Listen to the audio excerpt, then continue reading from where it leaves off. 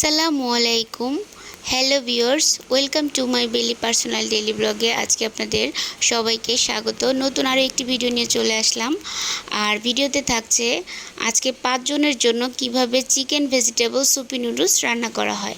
তো আজকের রান্নাটা আমার বড় ননদ করেছে আমাদের জন্য সবাইকে। তার এটা অনেক স্পেশাল রান্না করার মাঝে অন্য আরেকটা রান্না।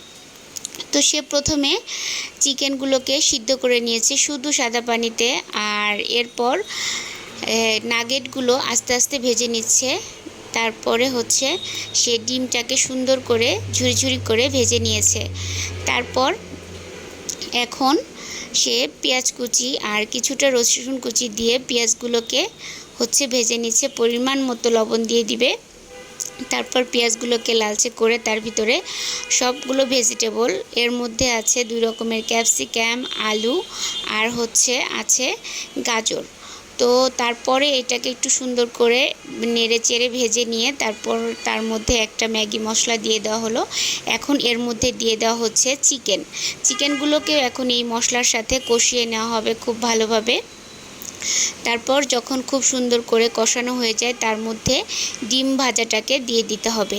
আর ডিম ভাজাটাও দিয়ে এটাকে আরও একটু ভালোভাবে নাড়াচাড়া দিয়ে চিকেন স্টকটা যেটা ছিল চিকেন সিদ্ধ করার পরে সাদা পানিটা, সেই চিকেন স্টকটা দিয়ে দেওয়া হয়েছে এবং 5 জনের জন্য পরিমাণ মতো পানি দিয়ে দেওয়া হলো। এখন এটা ফুটতে থাকবে, পাশাপাশি আমি আরও অন্য একটা কাজ করে নিচ্ছি।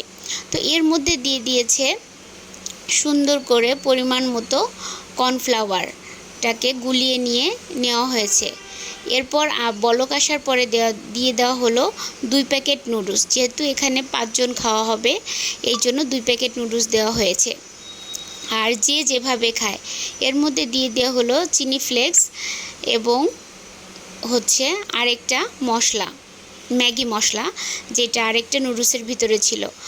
আর ঘন আর পাতলা এটা একদমই যার যার পার্সোনাল ব্যাপার, যে যেরকমটা খায়।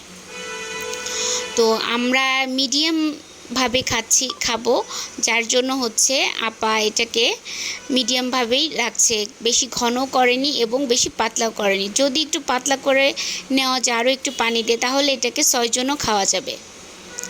তো এখন এটার মধ্যে সয়া সস দিয়ে দেওয়া হয়েছে আর এটাকে সুন্দর করে নেড়ে চেড়ে সিদ্ধ করে নেওয়া হয়েছে মাঝামাঝি। পাশাপাশি নাগেটগুলোকেও সুন্দর করে ভেজে নেওয়া হয়েছে।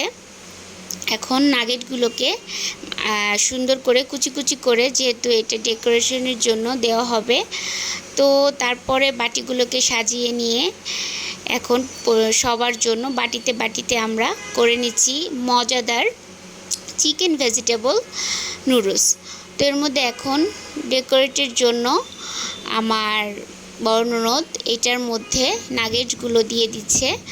আর দেখেন কত ইয়ামি হয়েছে, যেমন দেখতে ইয়ামি হয়েছে তেমন খেতেও ইয়ামি হয়েছিল। তো অনেক মজা হয়েছে। আর তো এভাবে অবশ্যই সবাই বাসায় ট্রাই করবেন। আর দেখেন আমার বাচ্চারা খেয়ে অনেক মজা পেয়েছে। আর এটা বাচ্চাদের জন্য প্লাস বড়দের জন্য অনেক হেলদি একটা খাবার। তো আজকের ভিডিওটা এ পর্যন্তই। ভালো লাগলে অবশ্যই লাইক, কমেন্ট এবং সাবস্ক্রাইব করে আমার পাশে থাকবেন। তো আল্লাহ হাফিজ।